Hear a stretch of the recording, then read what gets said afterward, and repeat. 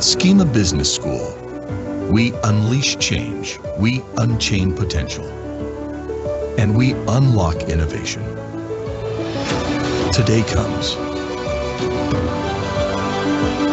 Unveil 2030.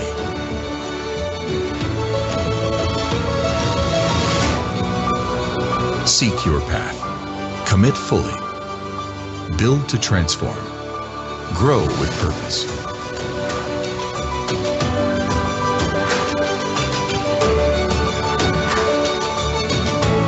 The world is our playground. AI is our ally. We prepare talents to lead revolutions. Rooted worldwide. Shaping what's next. SKEMA Business School.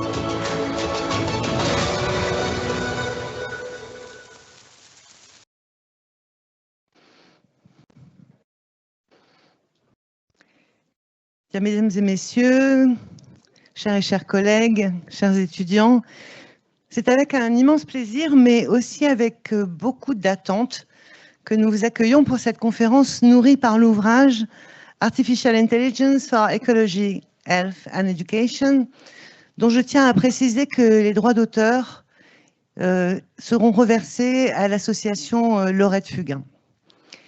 Au nom de notre directrice générale, Alice Guillon, qui vous prie de bien vouloir excuser son absence, je vous souhaite la bienvenue sur le campus Grand Paris. Et je tiens en premier lieu à remercier tous ceux qui ont rendu cette soirée possible.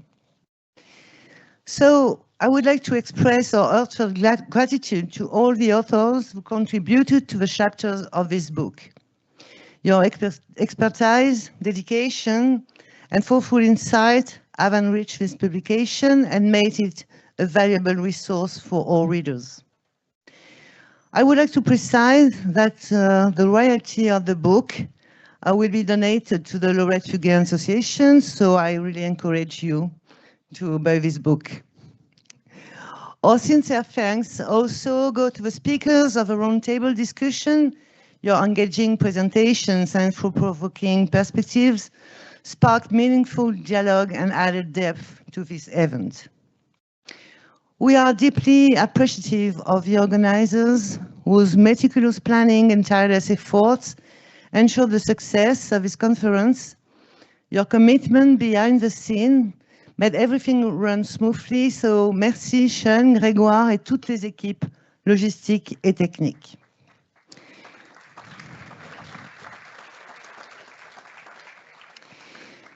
We warmly thank the professors for encouraging their students to attend.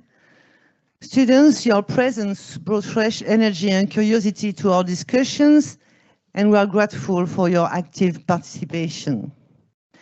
I would also like to sincerely thank Margarita Pagani, who edited this book and who is at the origin of this conference. Margarita is the SKEMA Centre for AI, a research center dedicated to research on AI with purpose. And that's what brings us all together tonight, how to use AI to serve our values. Nos plus sincères remerciements vont aussi à Frédéric Hanoyer, président du MIT Alumni France, et Amir Sarkar, responsable de l'IA chez ENGIE. Merci à ENGIE de son soutien pour l'organisation de cette soirée. Enfin, je salue la présence de Madame Stanilos, représentant Monsieur Bruno Bonnel, qui est en charge des chantiers émergents du numérique au SGPI et qui est aussi une alumni de SKEMA Business School. Bruno Bonnel qui aurait vraiment souhaité être parmi nous ce soir, car ce livre est dédié à son ami Renaud Champion. Et je salue aussi la présence de son frère, Olivier Champion. Bonsoir, monsieur. So, thanks a lot to all of you. Merci très sincèrement à tous.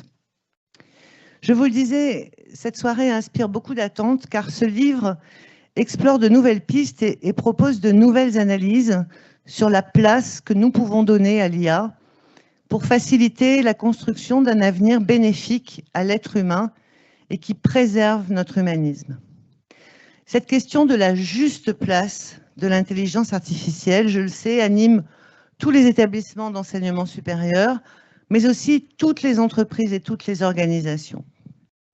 Aujourd'hui, nous sommes nombreux à ressentir que si l'intelligence artificielle recèle d'énormes potentiels, il va falloir que nous fassions le juste choix de son utilisation pour en faire un outil au service de nos sociétés. En nous intéressant aux bénéfices que l'intelligence artificielle peut apporter dans 3 domaines fondamentaux que sont l'écologie, la santé et l'éducation, notre réflexion collective doit ainsi nous permettre de définir une doctrine d'utilisation de l'IA qui ouvre de nouveaux horizons méthodologiques et applicatifs pour relever les défis systémiques de notre époque, tout en garantissant leur alignement avec nos valeurs humaines. Ces axes de réflexion s'inscrivent en totale cohérence avec la stratégie Unveil 2030 de SKEMA Business School. Notre projet stratégique vise notamment à mobiliser la recherche, l'innovation responsable et la coopération interdisciplinaire afin de produire des connaissances et des solutions concrètes face aux transformations sociétales, environnementales et économiques contemporaines à l'ère de l'intelligence artificielle. Mobiliser la recherche tout d'abord, car dans les établissements d'enseignement supérieur, il est essentiel de produire de la connaissance pour l'enseigner, mais aussi pour la mettre en pratique. Et cette pratique doit se penser en lien avec les nouveaux outils de l'intelligence artificielle. C'est pourquoi j'espère que cette conférence vous donnera envie d'initier de nouvelles pistes de collaboration de recherche, de pratique, d'études de cas, pour nourrir la réflexion et porter des solutions dans le monde de l'éducation, mais aussi pour la santé et l'écologie. Innover de façon responsable ensuite, et veiller à ce que les innovations soient source de progrès réels. La question de la dépense énergétique liée à l'utilisation débridée des intelligences artificielles doit être portée dans le débat public, et je sais qu'il en sera question ce soir. La question de la valeur ajoutée par l'utilisation des intelligences artificielles est posée dans la stratégie de l'école, tout comme l'importance de l'esprit critique, mais aussi de la sociabilisation. À titre d'exemple, dans le champ éducatif, l'intelligence artificielle favorisera le développement de plateformes d'apprentissage adaptatifs, capables de personnaliser les parcours selon les profils cognitifs et les rythmes d'acquisition de chacun. Mais les données issues de ces dispositifs permettront aussi, par la recherche, d'identifier des leviers d'amélioration pédagogique et de soutenir l'innovation au sein des programmes. Car les étudiants nous le disent, ils veulent de l'intelligence artificielle, mais ils veulent aussi se rencontrer, échanger, interagir. Et nous devons leur offrir ces espaces de réflexion et de débat. Encourager l'interdisciplinarité, enfin, car la complexité structurelle des grands défis de notre temps requiert une convergence de perspectives issues des sciences exactes, des sciences humaines, des technologies de l'information, de l'éthique, des politiques publiques. C'est par la complémentarité de ces compétences et de ces approches que pourront s'élaborer des diagnostics pertinents et se concevoir des réponses adaptées, fondées sur une compréhension globale du réel. En conclusion, notre objectif ce soir consiste à promouvoir une approche systémique et scientifiquement informée des grandes transitions contemporaines, considérant l'intelligence artificielle non seulement comme un outil technologique, mais aussi comme un facteur d'évolution des pratiques et des connaissances. Cette conférence vise à enrichir cette dynamique en croisant les apports de la recherche, de la pratique professionnelle, de la réflexion éthique, pour contribuer à une société plus résiliente, plus inclusive et plus durable. Merci à tous d'y contribuer. Your presence, your interest and engagement, wherever you are, mean a great deal for us. It is your curiosity and support that give true meaning to this event and inspire us to continue these important conversations together. Thank you. Merci.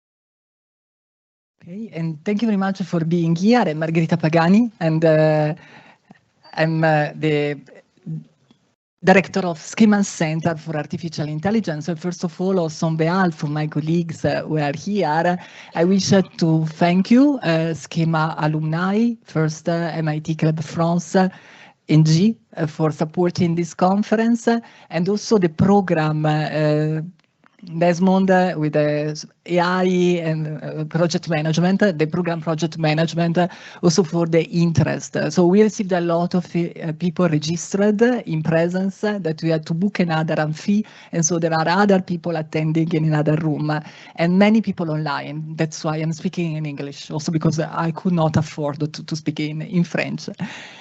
By the way, just a word about the SKEMA Centre for Artificial Intelligence, which was launched thanks to the vision of Elise and with the strong support of Frédéric Vidal, ancien ministre de la Recherche et de l'Éducation en France, is focused on study the impact of AI on business, on ethics and society. And this goal is to allow us also to recruit international professors and so to create a team of people that focused on the research in this field and connected with the international community. But the goal is also to translate what we study, our goal of research, in the pedagogy.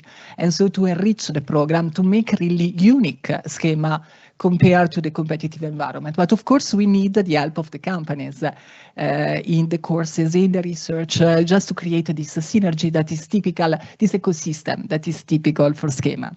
So these are the main topic, and in coherence with these 4 topics, 4 areas that are focused on AI with purpose, that is our strategy in the research center.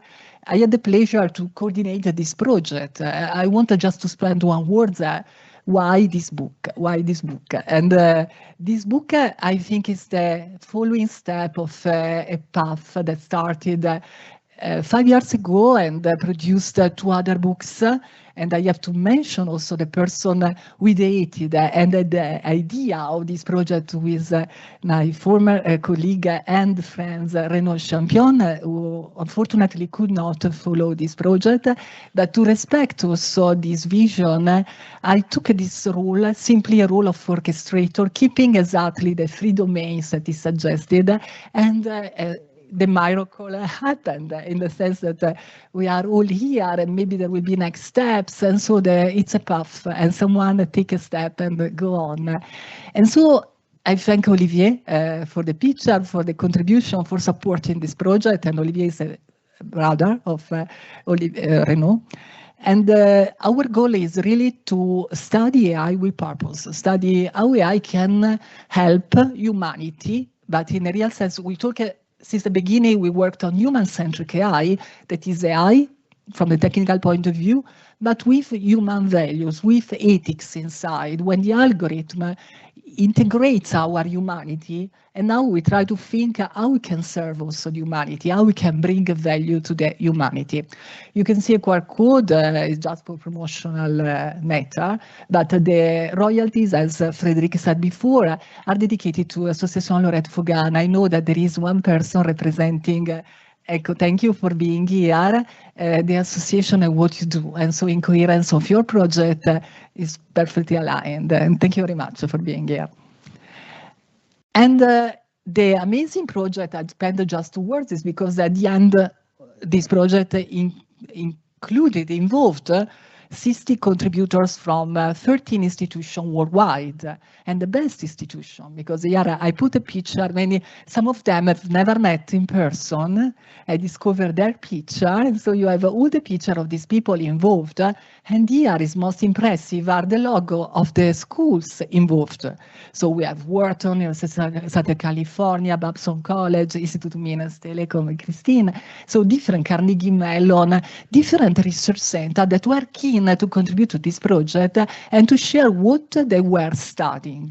So we have the Research Center on Health and AI at Carnegie Mellon. We have another center in Singapore. So really all the part of the world. So it was so fascinating to interact with these people, this researcher, and contribute to the same project in a different way.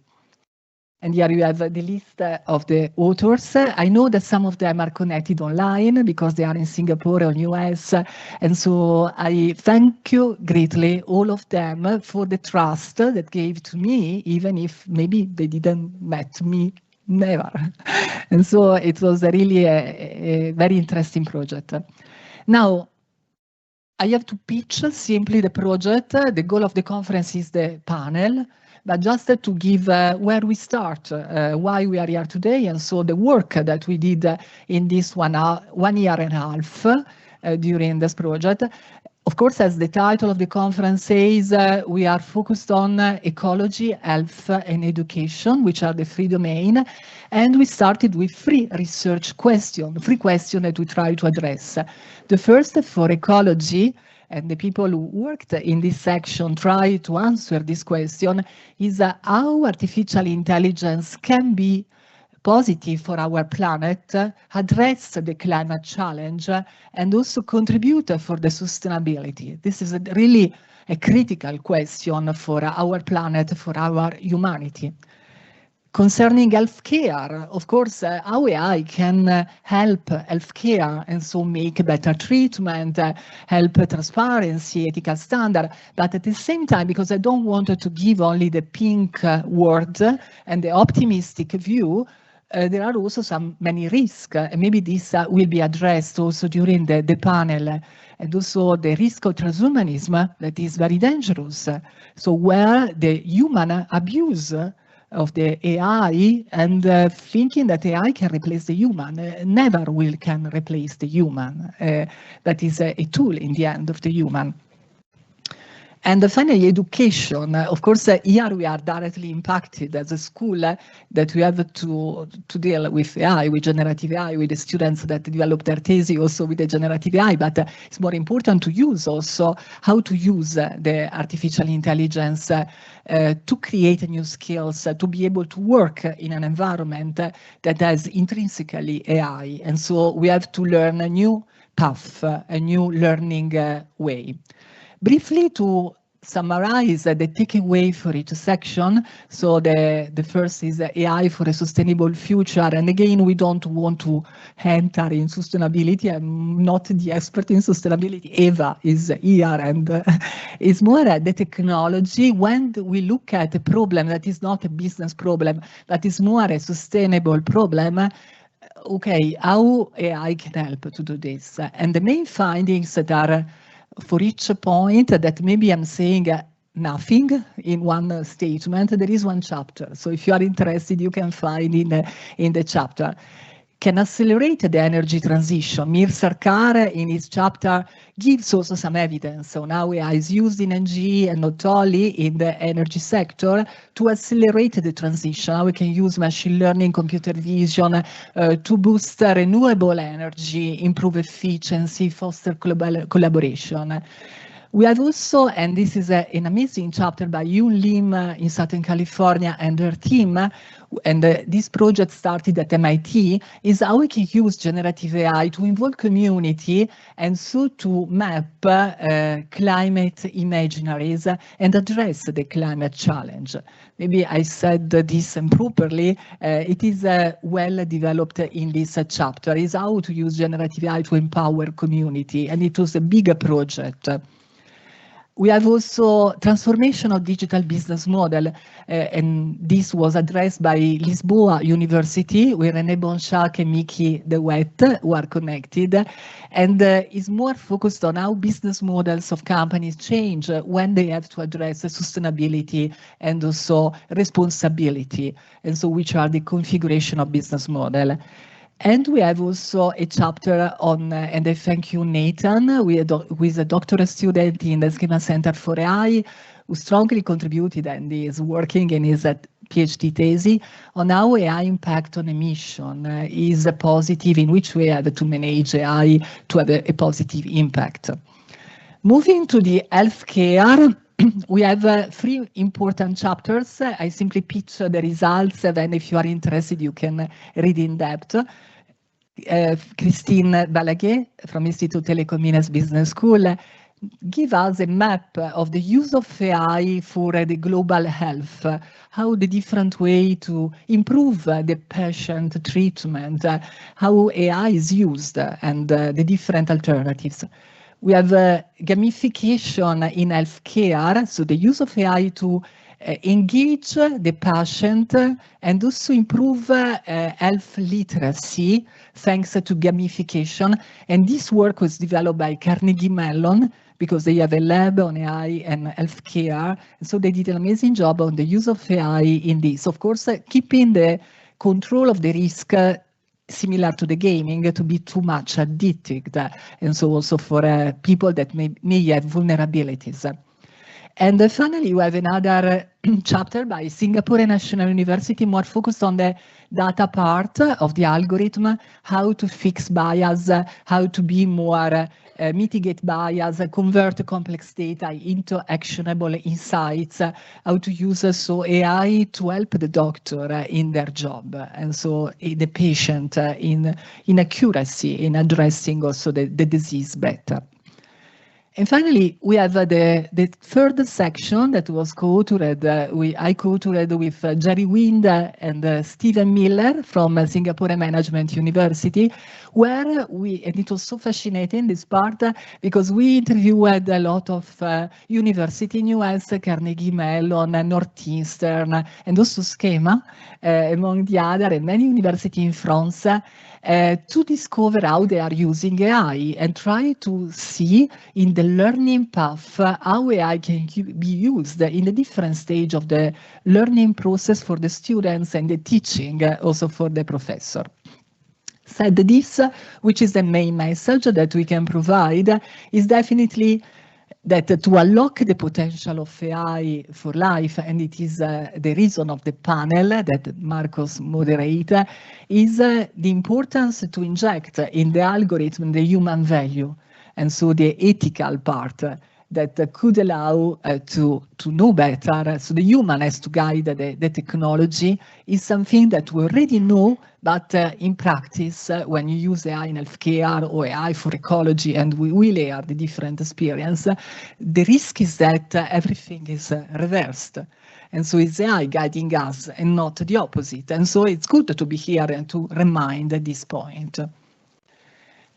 Basically, the foreword of this book was written by Tom Davenport. Tom Davenport, the plan was that he was here in Synchronous. Unfortunately, it was not for really serious reason, had not the possibility to be synchronous. And so he recorded a video to share with us. Yesterday, he wrote me a message saying, give my greetings to all the people in this conference, and really is really involved. And I thank him also for being part of the scientific committee of SKEMA Centre for AI, and he opened several doors and several opportunities for us. Maybe, Mehdi, if you can. Hi, I'm Tom Davenport. I have the pleasure of writing the foreword for this book. I'm sorry that I can't be in person or in even virtual in real time to join the celebration about it, but I wanted to say a few words because I think it's a great contribution to the world. As you know, AI is often used to help organizations make more money, either to automate work and cut out humans from it, or to create ads or offers or prices that encourage customers to buy more, make more money that way. But unfortunately, there's not nearly enough written or said about how to use AI to make for a better society. This book is a conspicuous exception to that generalization. It has 4 chapters on AI as a way to help improve the environment, 3 chapters on AI for better healthcare, 1 extended chapter on AI for education. All of these are areas that haven't gotten enough attention. They all need a lot of work. So I want to commend Margarita and her many co-authors in creating this book. And I sincerely hope that it sells many, many copies and that a lot of people read it. It has the influence that it deserves. So thank you, Tom. It's very US oriented. And now, to keep the time, Marcos, I'm perfectly in time. We go on in a discussion from this research that, of course, it was pitched in few minutes, but there was 1 year of work with these different contributors. And we try also to combine a real-world application. And we have so organized invited panelists and policymakers, and thank you for joining, representing France 2030. In the discussion around how AI can shape a more sustainable and equitable future. This was the topic of the following discussion. In particular, we will have a panel that will follow with different speakers, and we'll present after this panel with the moderator who they are and from which field they come. But now I wanted to introduce Anushika Stanislaus, conseillère numérique Grand Projet for France 2030, Secrétariat Général per l'Innovation. Thank you very much for being here.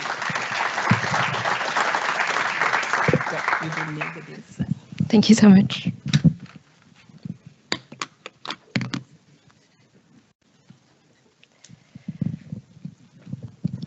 Thank you so much.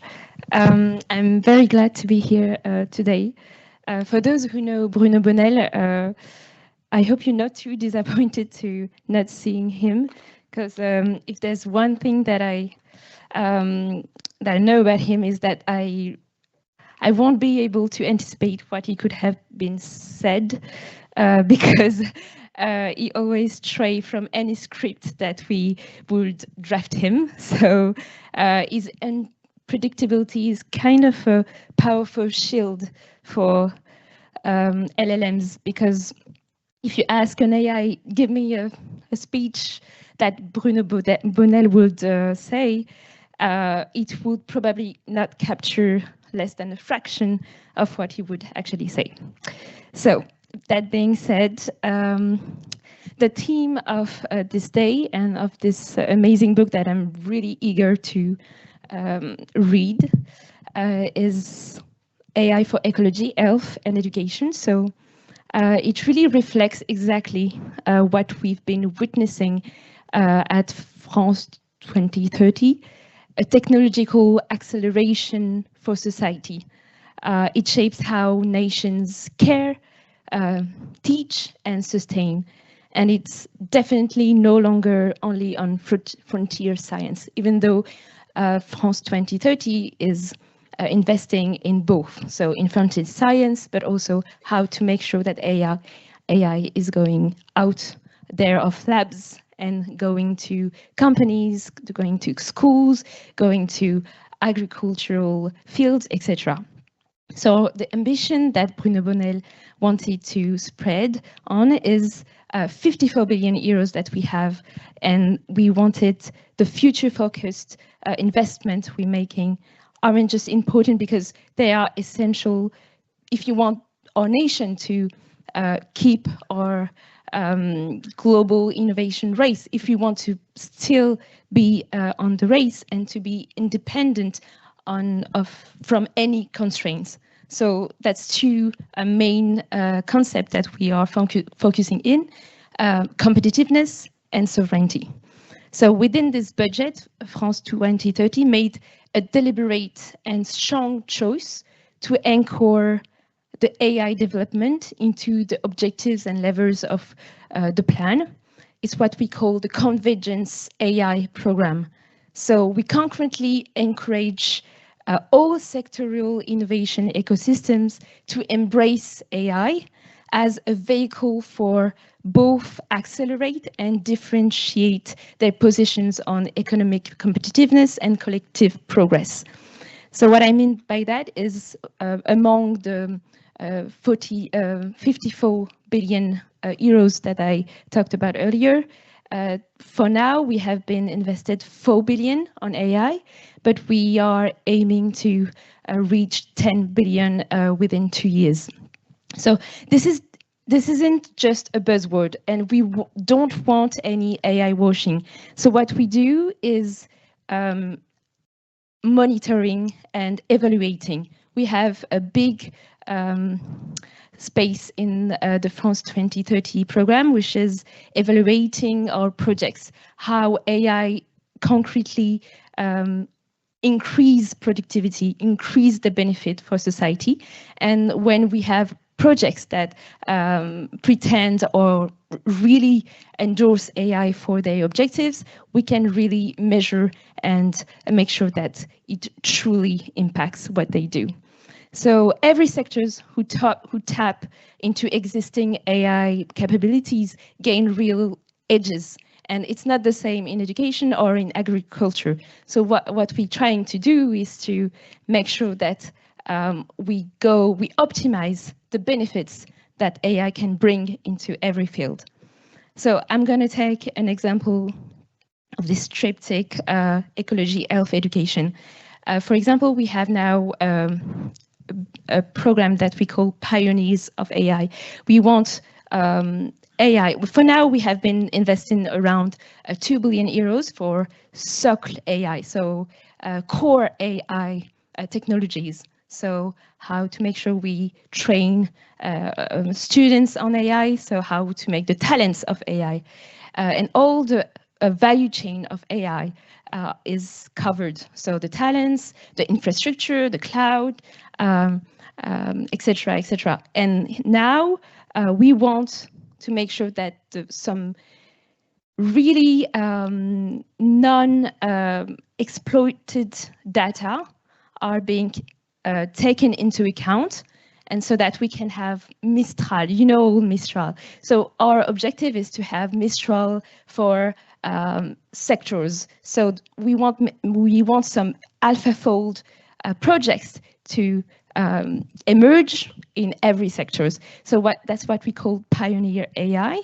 And this is what I wanted to say, because with AI, we have the possibility to predict the folding of a small protein. So this is AlphaFold.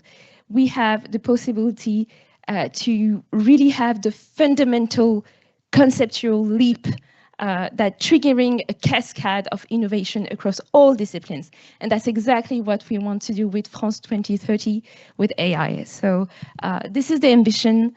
And this is also a big honor for me to be here, because SKEMA is also a place where I used to study and where I used to help students to access to apprenticeship, etc. So it's really an honor for me, and also because SKEMA is a place where France wants to invest in, because you are among the 3 AI cluster, a cluster which is a tremendous ambition that France wants to invest in, because 360 million euros, have been invested in clusters, so that, and I think Frédérique Vidal, Madame la Ministre, knows it better than anyone. We want to make sure that France still remains the most very competitive nation in terms of talents. So thank you so much.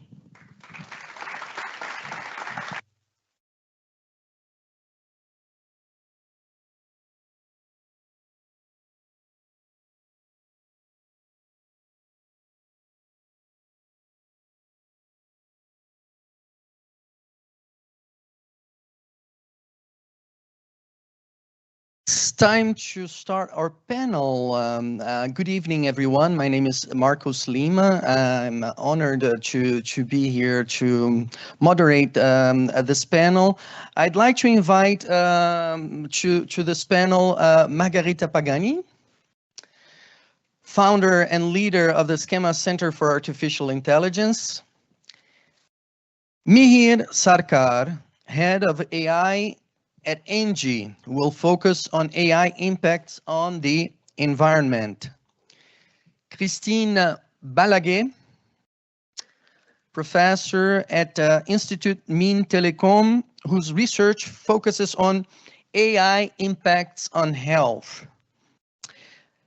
Erwan Paitel, Inspector General, French Ministry of Education, who will focus on AI impacts on education, along with our last debater, Jerry Wind, professor at Wharton Business School and founder of the Reimagining Education Global Conference, who's joining us remotely. So, as a member of SKY, I was very proud and pleased to be asked by Margarita to be here and to do this moderation. And she asked me, Marcos, I want you to be provocative. I want you to ask challenging questions. And I am a strong believer in serendipity. And when I was in the metro coming here today, I opened my phone, as I often do, to read the newsletter. It's the very first email I get every day from the New York Times. And I'm going to draw some of the context of the questions I'm going to ask from this reading, this morning reading. And I'm also going to have the task of being the timekeeper. We're trying to aim at finishing before 8 p.m. So without further ado, I'd like to ask Margarita to say a few words. Margarita, the book that inspired this conference discusses artificial intelligence for ecology, health, and education. Why these three domains? I think Tom Davenport already said that those are overlooked domains that are fundamental to understand the impacts of our society. But what do they have in common? Please tell us briefly about the key takeaways of the book. Thank you, Marcos. Just 2 words to introduce this panel. And we put this question at the end in writing a conclusion. And I have to quote Olivier Champion for easy input in this. We questioning why these three domains, what they have in common, these three domains.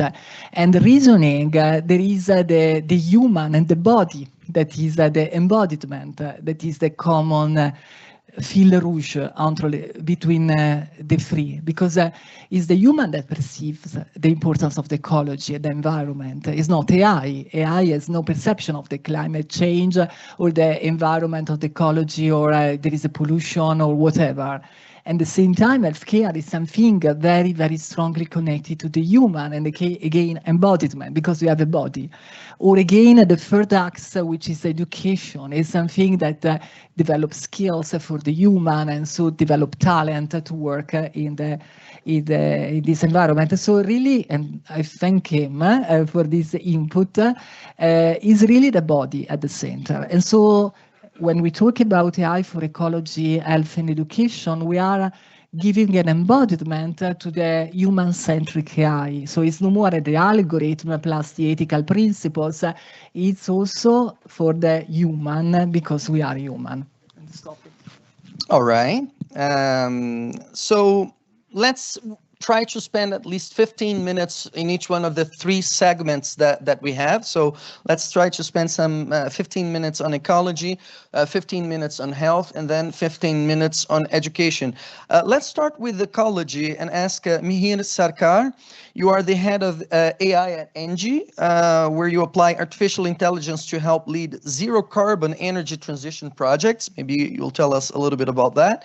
You have a PhD from the MIT and became a researcher at the famous MIT Media Lab. You co-founded 2 startups in applied AI in Silicon Valley, and you are a pioneer in AI sustainability. So as I was saying this morning, coming over here, I was browsing through my New York Times newsletter, and I saw this article about the data center race and AI sovereignty race, how all the countries are trying to get as many data centers as possible in a race to become AI relevant.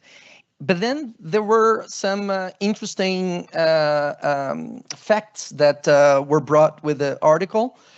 Power outages in a Mexican town which had recently accepted a Microsoft data center. In Ireland, according to this article, data centers consume more than 20% of the country's electricity output, leading to a moratorium on data center construction around Dublin. In Chile, there have been concerns that data centers are putting water sources at risk. So my question is, what would you say that are the main challenges regarding energy transition in the age of AI? So thank you, Marcos. Thank you, Margarita, for inviting me to contribute to this very important book. I think tonight is about convergence of these three topics that you mentioned, the mind, the body, and the environment. So I think it's really important to look at it from this perspective, because even beyond AI, I think there is really interconnection of these three topics, and AI comes as an additional layer where we need to think about it in terms of how science, design, and ethics can inform the way we think and implement AI in these areas. And I'll try to explain in my short intervention how AI sort of underlies all these three topics together.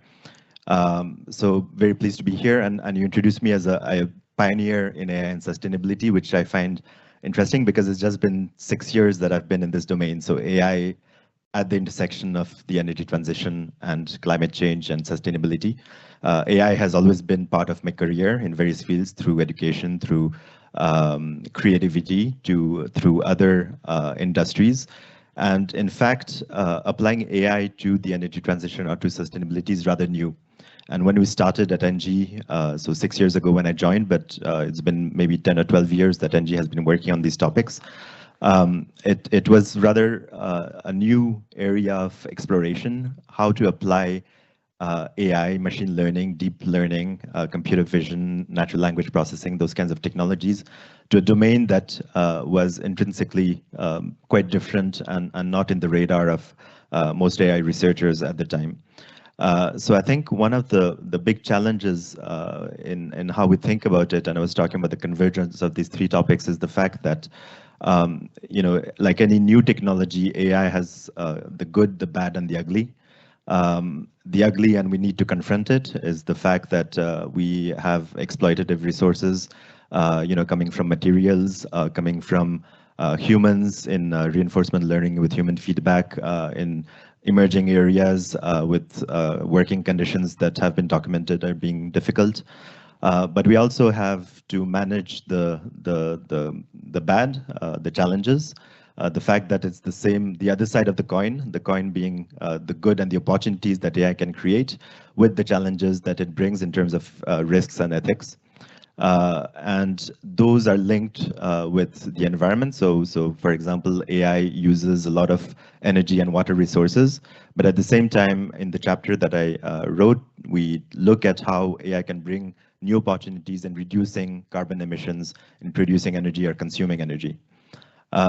In the same vein, when we think about education and the mind, how we think about students using AI, there is the side of it where we wonder whether AI is going to replace humans or going to replace our critical learning skills, and how we are going to teach new generations of students.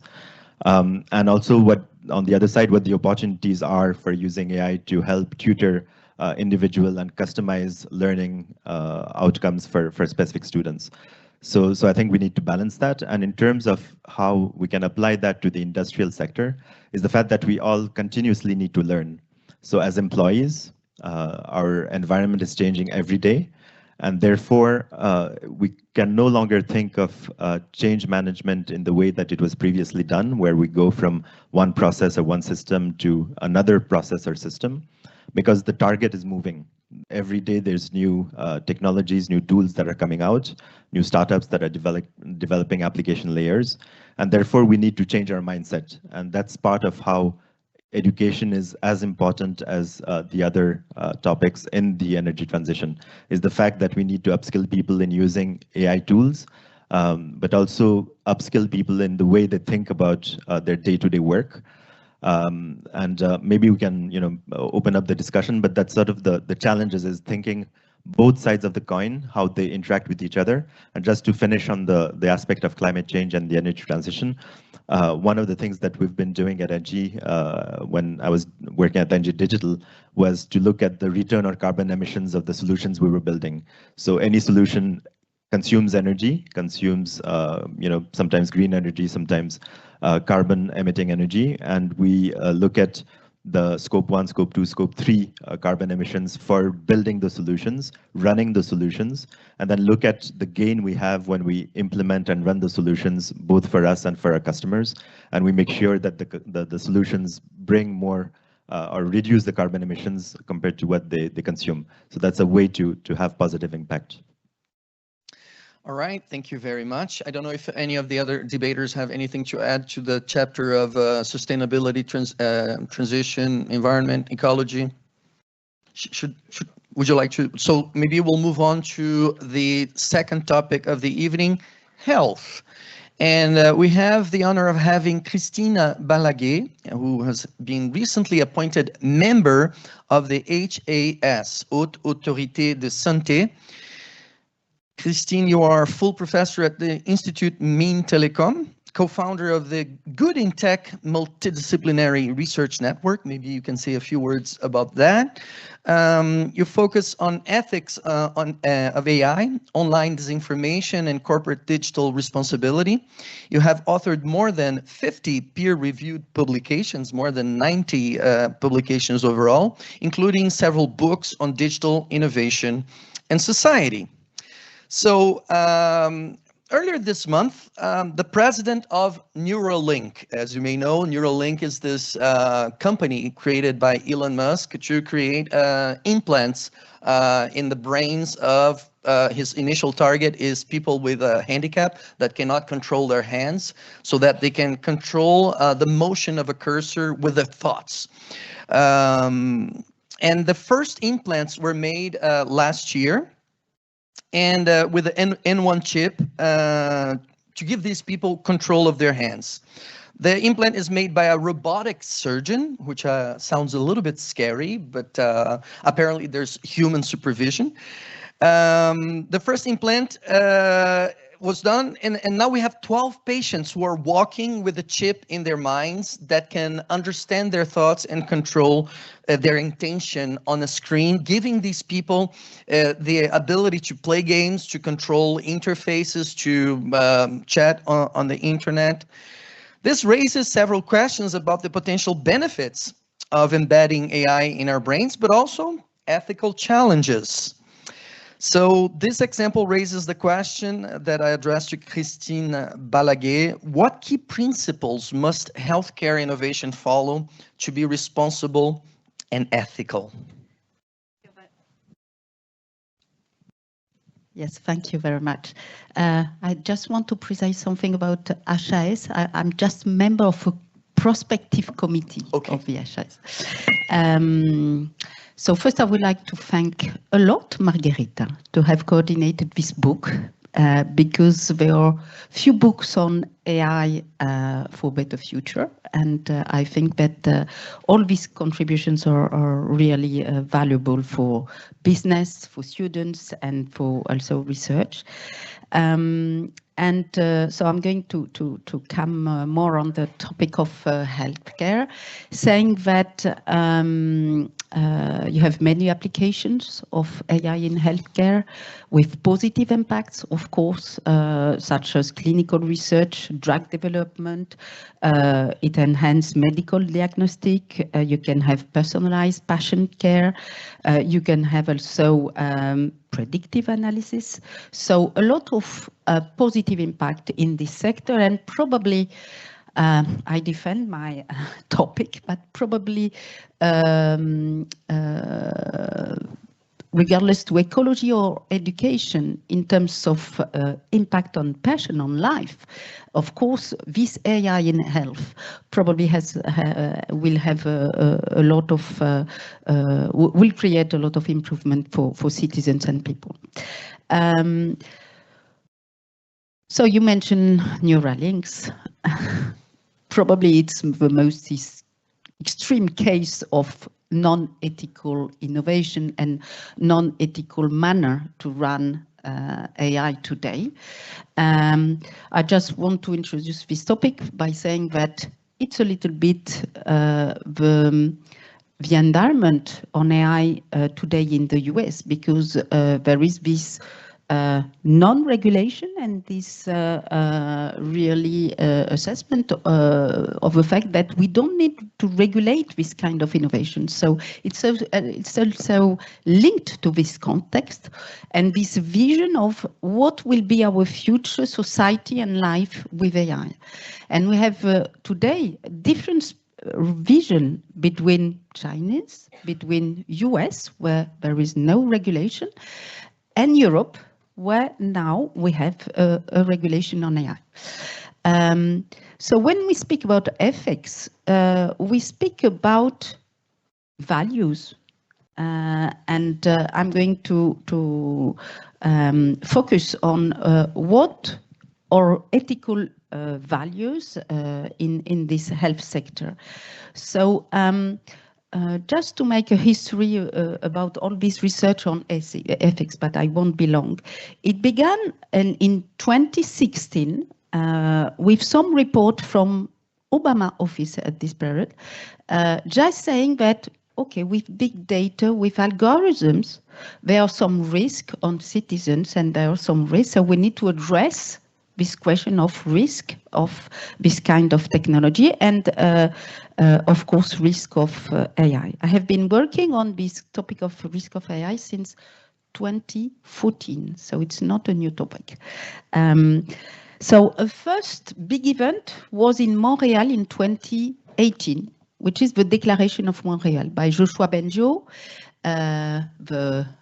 one of the most well-known computer scientists, researcher in the world, saying that defending the idea that we need to develop AI because there are a lot of positive issues, but we need to have some principles on AI, responsible principles. So he mentioned 10 principles. And then after this Declaration de Montréal, you have reports from OECD, from UNESCO, from, of course, the European Commission saying that, okay, we agree in different countries to develop AI, but it must be done with ethical principles. And what are these main ethical principles in AI in all this report? There are 4 principles. And these principles come from bioethics. The first one is justice. The objective is to have a technology which does not discriminate passions, or in health sector, which does not discriminate people. You have plenty of AI algorithms discriminating passions. You have a very good paper from Obermeyer in Nature in 2019, showing that all the algorithms of insurance company in the US, most of these algorithms discriminate black patients versus white person. So justice. The second one is autonomy. So we must not hurt the privacy of the life privacy of people. The third principle is beneficence. So perhaps it's obvious, but it must be measured. What is the added value of the service for passion, for professionals? And it's not enough. The fourth principle is non-maleficence. So we must have guarantee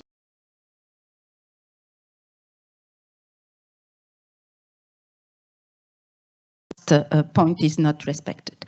So, of course, these ethical issues are very key in the health sector. And I'm just, I know that you want to provoke, so I'm going to provoke with one example. It's a French example. It's a company called BrainTail. It's 15 years of worldwide top research in medicine by top-level researcher, French researcher, professor of universities in medicine. And what is the objective of this AI application? It works on what we call the white substance in brain that can predict a lot of things. It can predict Alzheimer, evolution of disease. It can predict also the fact that people come out of coma. So this is the technology, okay, with top research, so very performant AI system. Why are there ethical issues? I come back to the pandemic, the COVID pandemic. We all know this pandemic. What happened?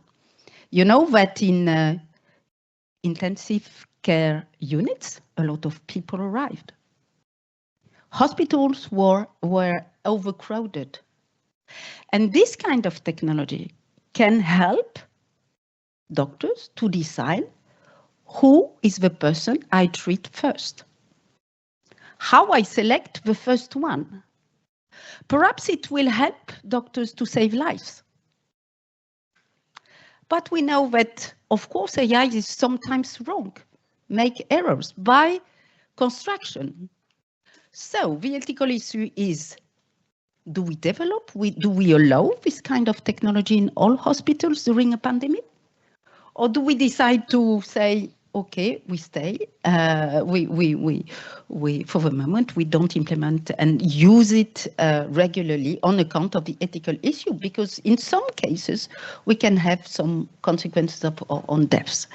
So this is one case, very interesting case. Okay, so we had a lot of publication on ethics of AI with the 4 principles and discussion in different scientific disciplines, this question of ethics of AI. Concretely, we arrive at the problem when managers in companies, computer scientists in companies, needed to implement these ethical principles. What does it mean for a data scientist? A fair algorithm. Of course, you have also an area on fairness of algorithm in computer science, but it's not so easy for pharmaceutical company to implement this kind of ethics. So another manner to address these ethical issues is to address the risk of AI and to address management of risk. And it is exactly how European Commission did with a new regulation now on AI in Europe called the Artificial Intelligence Act. It's based on risk. We evaluate the level of risk. So you have unacceptable application which will be prohibited in Europe, and all concerning health sector is in high risk application. So this high risk application will have some constraints, such as verify and guarantee of data quality, auditability of the system by the regulator, transparency for users, and also big accuracy, big robustness of the system. So one thing is to treat the risk by the regulation, and now the regulation in Europe will begin effectively in 2026. Perhaps a little bit after, but we can say 2026. So we can ask what are this risk, what are the real risk of AI, and we can classify 3 categories of risk. And perhaps in the health sector, I will speak about also risk we don't expect at the first vision. The first category of risk is usage of AI by malicious people, malicious agent. And the first risk here, it's very important in health, is disinformation and misinformation. And this risk, for instance, you have today plenty of influencers on internet, plenty of AI system pushing content on internet with fake news. And of course, you have very important impact, for instance, in health, just regardless to vaccination. You know, if you look at the vaccination level, it decreases in a lot of countries, and it decreases in France, for instance, on account also of this disinformation process linked to AI system, and AI system on social networking particularly. Also, you have problem, I go rapidly on that, but of cybersecurity, because if you use generative AI, for instance, it's a big issue, the question of cybersecurity. So if you implement some generative AI system in hospital, okay, it's also a problem for all the health information system. Then you have more traditional risk. I go more rapidly, well known in AI, such as bias. Okay, bias of algorithm, generating discrimination effect. So in health, of course, you have plenty of discrimination potential effect on minorities, I don't know, on women versus men, on, I don't know, poor people versus more rich people, and et cetera, et cetera. So it's, we have, for instance, in France, this idea to allow health system to treat everyone, whatever his origin. So perhaps AI is problematic a little bit concerning this. 1 minute to conclude. And, yes, and then you have opacity, you have hallucination, and you have also a systemic risk. I just want to finish about that, which is the automation of tasks. And the systemic risk is also what will be the consequence on employment. So what will be the future of doctors, to be clear, what will be the future of professionals in health. So just to say that AI is wonderful, and in healthcare, probably we will have big improvement of health based on AI, but the only manner to have really improvement of health is to use AI with responsibility and to really have responsible AI. And responsible AI is not a question of technique, it's not a question of law, respect of law. It's also a question of organizational consequences. We are in a business school here, so we must train people. We must also define the governance of this responsibility of AI in hospital, in all the health system. So it's plenty of dimension to look at, but it's a real need, because it's, if not, the risks are so important in healthcare to be taken. Thank you very much, Christine. Very comprehensive, insightful discussion. So that brings us to our last topic of the evening, and we have normally two debaters. We have Erwan Patel and Jerry Wind. Jerry, are you with us? I'm not sure he is, so I think we have Erwan Patel. He's here. He's here. Yeah.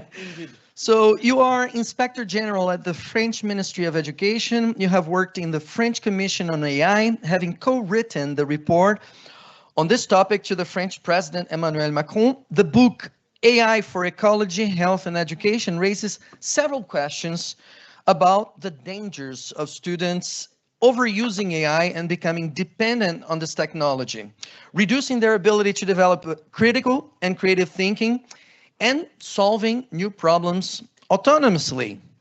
So the question is, what is the strategic vision of the French government for the educational system, particularly concerning higher education institutions? And then on a correlate question, how can AI improve education and prepare French students to prosper in an AI augmented world without limiting their critical and creative thinking competencies? Which are two questions. Okay, I will try to answer to both. First, thank you, Margherita, again for inviting me and Frédéric, and really nice to be back to this wonderful school of SKEMA Business School, where I've been teaching for the last 10 years. So it was a great time to teach to some students that are here and that I used to have. So it's great to come here back. Yeah, education, and thank you also to the two speakers, because they have been saying lots of things that I can now use to speak about what are the needs in education and AI. And with two aspects of AI, let's begin with generative AI, which is one part of the aspect, and that is the first wave for education system, because now we have something that is ready to use for any student, any pupil, whatever its age is, and that can produce text, that can produce solutions for any math exercise. So it's kind of a revolution for the system.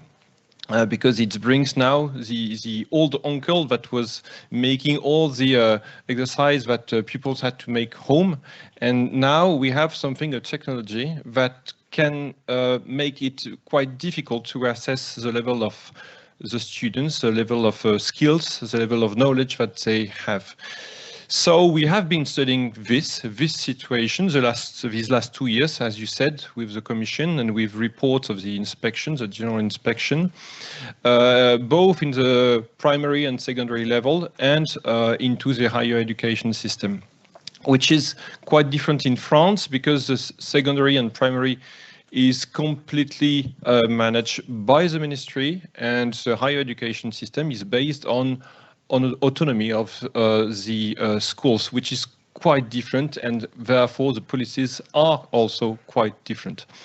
The idea is that we can't bring any pupil, student, learner to a baccalaureate level without knowing anything about AI. It would be irresponsible. And if we have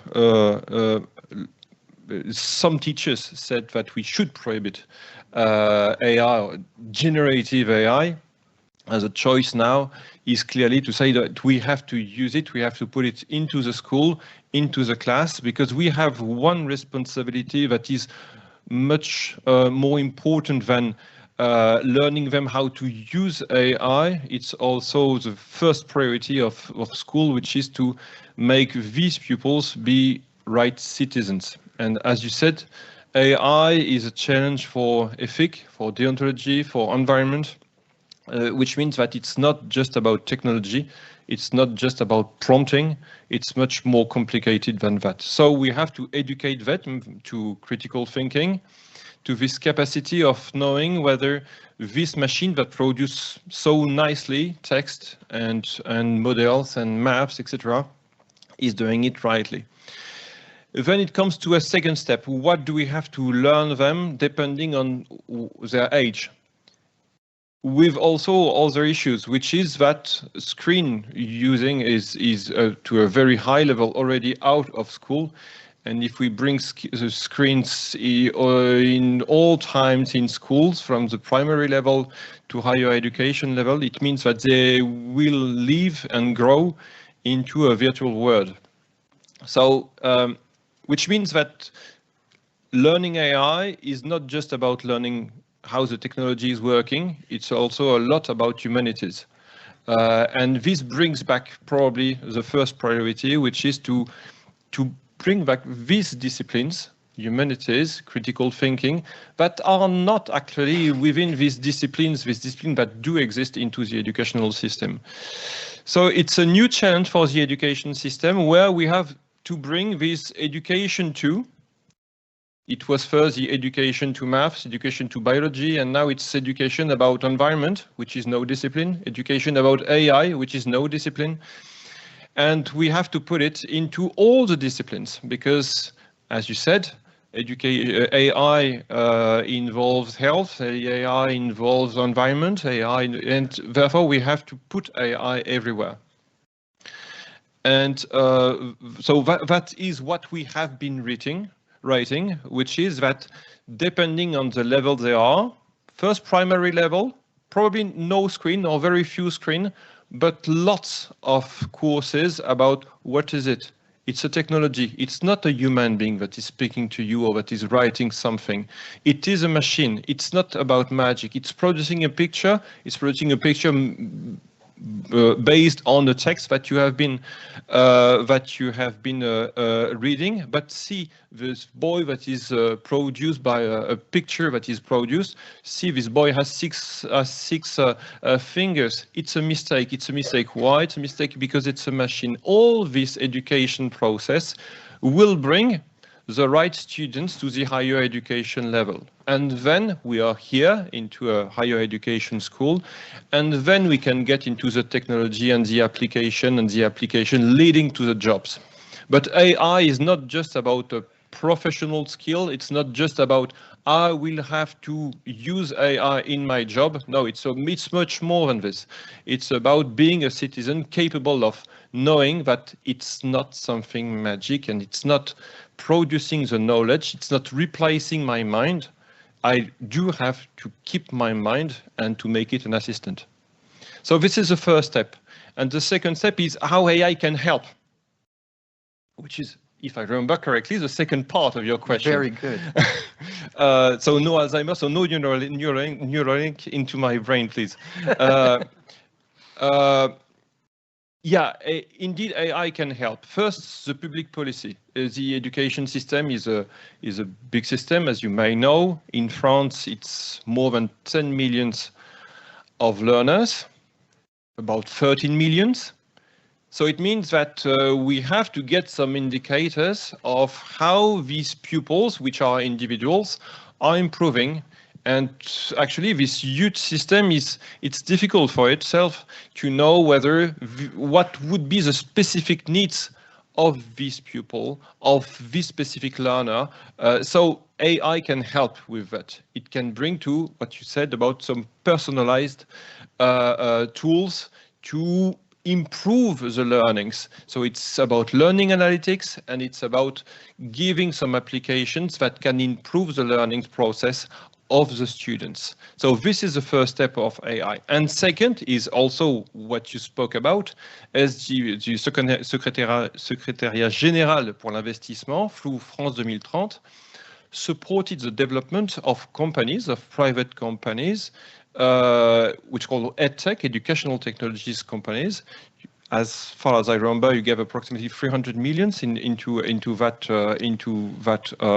topic, and this made us, France, be real experts into development of that kind of company that are giving now the possibility to get into the schools and support the job of teacher, which is, we know, a difficult job with a huge group of pupils into class, and that can support them, into teaching, addressing specific response to specific pupils. And this is really the possibility of a revolution for a school. What we've been doing so far is experimental projects into the national schools. So we have a few schools, dozens of schools, hundreds of schools using this or that application.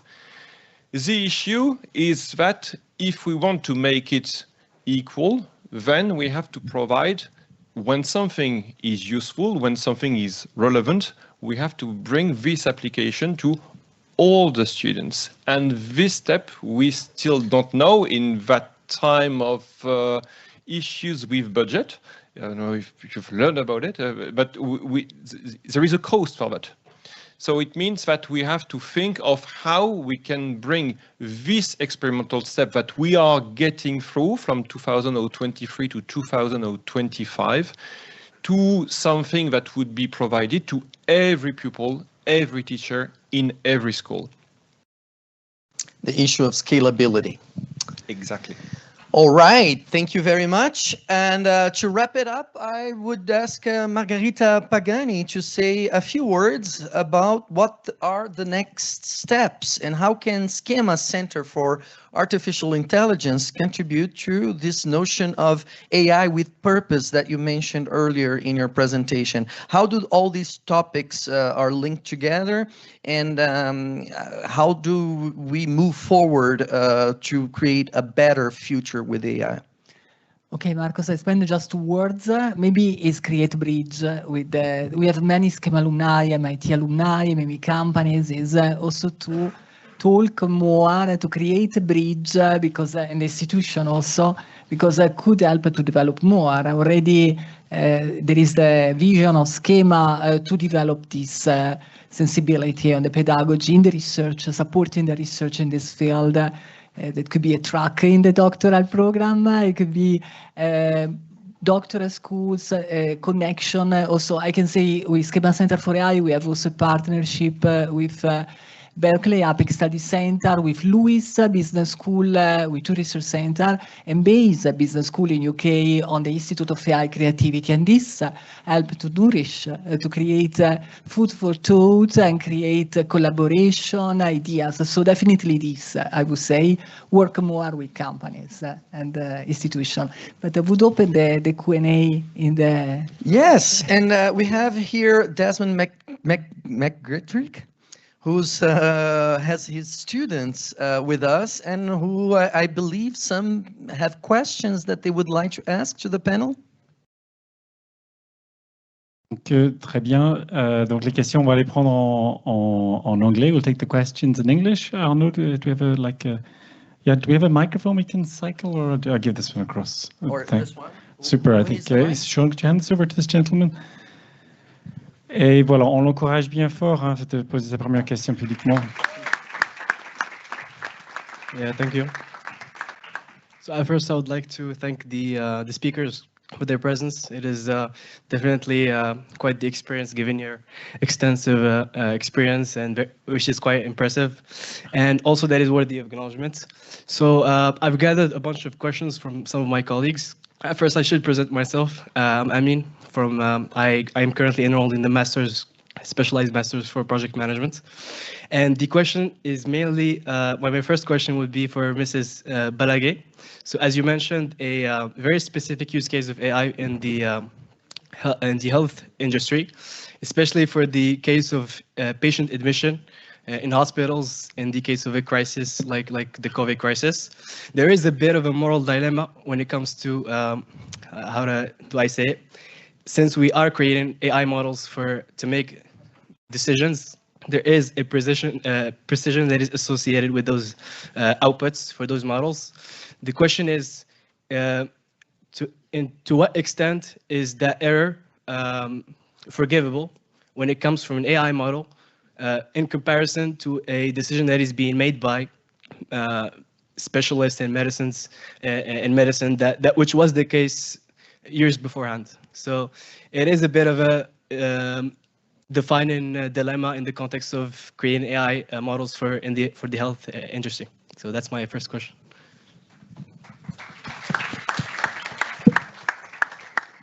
So thank you for this question, and thank you for this first question. Just to say that, for instance, we know by construction, and you said that a model makes error. So it depends, in fact, of the level of risk of the decision. And it's exactly the example I gave with Brentail. Brentail, the decision of treating someone in an intensive care unit can, yes or no, has a direct consequence on the life or the death of a person. So this is a high risky level of the decision itself. So it's also, in consequence, a high level risk application in healthcare. And that's why it is now in Europe, and it's the European vision, and I want to insist to the fact that we have a European vision of AI based on the fact that for this high risky decision, we need to regulate. And in your case, when you have such high level risk of decision, in healthcare, the law also wants that we have a human oversight. That means that we are in healthcare, assisted. The doctor is assisted by machine, assisted by AI, and it was mentioned before, AI-assisted professional, but it's just an assistance, and the responsibility and the decision is taken by a human, which is a doctor. And just to finish, in terms of literature, in healthcare, you have a real debate who is the best between human and the machine. And sometimes it's the machine, but also in plenty of times, the doctor, the physician is better. So it's not, for the moment, we are not in Neuralink's imagination of a better world with technologies. Okay, thank you so much. Maybe we can alternate with a question here. I'll hand over the microphone. B. So, hello, I'm Iman, and I'm a student at MS, Manager des Projets et des Programmes as well. And I am currently working at ENGIE in my apprenticeship in the program at SKEMA Grand Paris, and I'm working on projects that combine innovation and sustainability. And as project leaders, future project leaders that will work on, we are challenged by projects that lead to initiatives that balance technology, ethics, and environment as well. For example, I would like to know what are some strategies that are implemented or will be implemented to ensure managers will be well equipped both on in practice and theory to leverage AI in driving and ensuring the success of their projects for the planet, for example. That's it.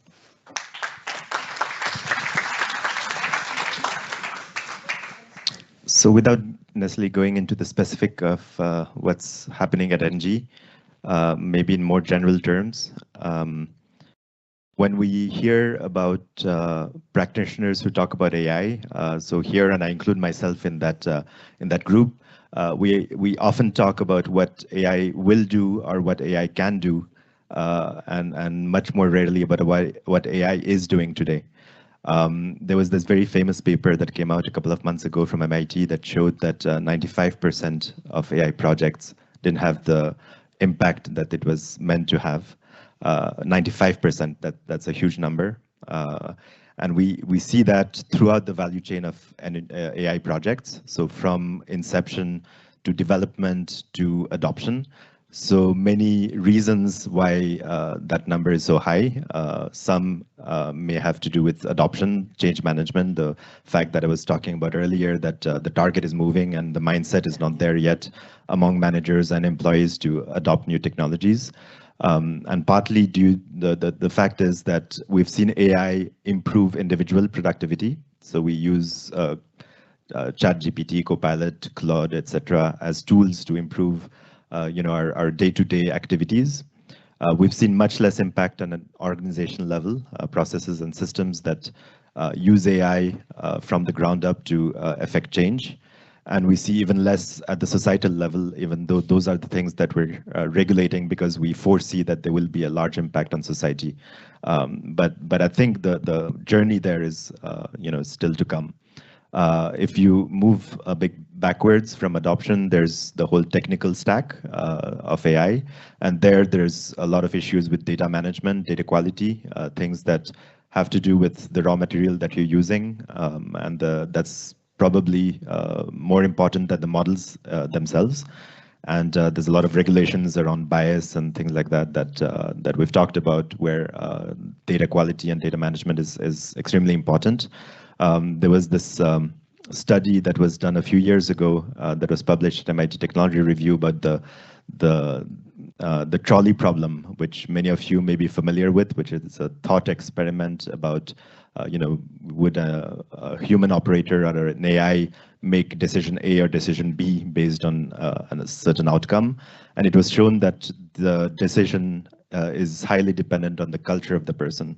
So it's very hard to think of a blanket response to how AI should be regulated, because it's very dependent on the biases, the background, the educational experience of the people designing the technology.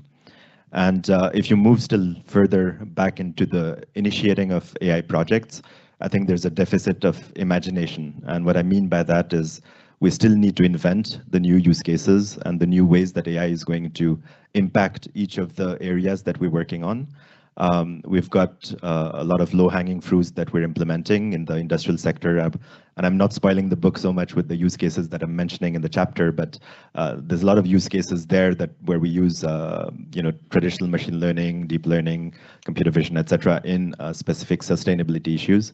But figuring out, imagining, inventing the new use cases and the new areas where AI is going to impact us in meaningful ways is still a big venture, and I think that's what new students coming up into the workforce are there to bring to the table, is inventing those use cases. One last question, one last short question with one last short answer. Hello, my name is Shamim Ahmed. I'm an alumni from SKEMA Business School Executive MBA. My supervisor was Professor Marco Lima. So I have a question for Madam Anushka and also Madam Margherita. So I am working for any startup, or we are working for education. So making a system which can help both for the teachers and the students to leverage the help of AI, but also taking into account the human relationship between teachers and students exists. So the ethical problem that you mentioned already, we are tackling this from the years last year. So this project has been already incubated in PERCO program. Maybe you know, Reason Ildefonse is running an incubated program named PERCO. So my question is that being a startup like this, how we can get benefited from the vision that you mentioned, that okay, we spend 300 million for helping, but being a startup, how we can leverage this option? This is the question to Madam Anushka. And the second question is Madam Margherita, that okay, SKEMA is a very big organization having lots of partners. So how you can leverage a startup like us to be collaborated this type of topics that we are addressing, and we are fulfilling this and bringing together and solve the problem that you are also working, we are also working. Thank you.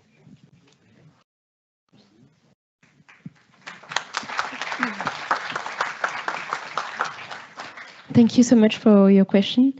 It's very interesting to know that you are working on this startup, because we actually are very keen on gathering startups like you to understand more how technologies can help leverage the potential of AI on the schools.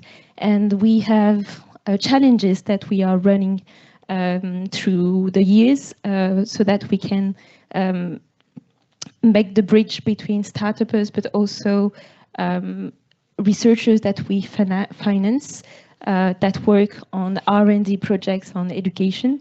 So we really want to make sure that what you've been doing in terms of in the field and concretely with the students and the teachers is aligned with the charters that we are trying to emerge from research. So there's plenty of programs that are going on, and you can see it online, and I'm happy to discuss further.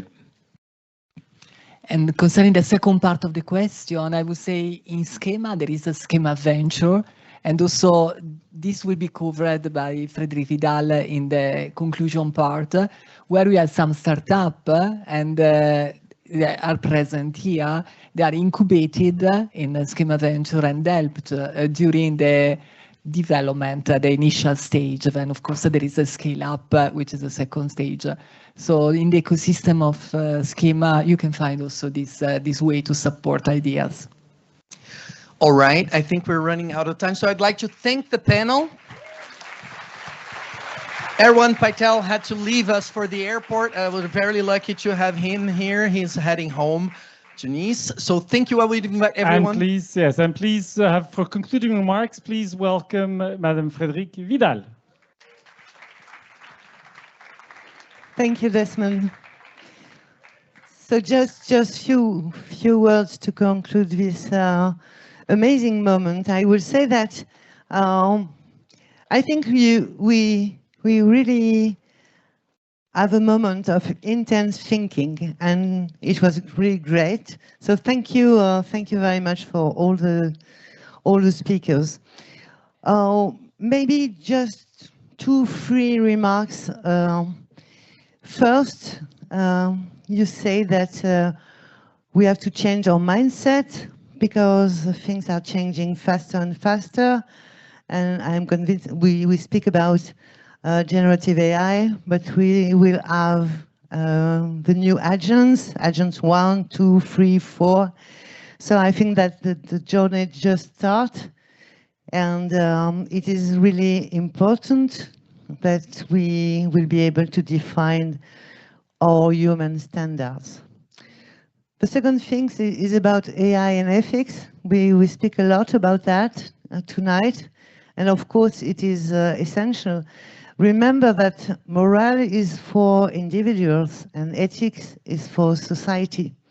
And it's really different, because if you are thinking about Neuralink, of course, if you are paralyzed, maybe you think that it's a good idea to put something in your brain. But at the societal level, it is another question. There's a question of justice, it has been mentioned. So we really must think about the added value of AI in our life and in our society. And of course, we will probably have different visions, but that's why it is really important to have this kind of discussion.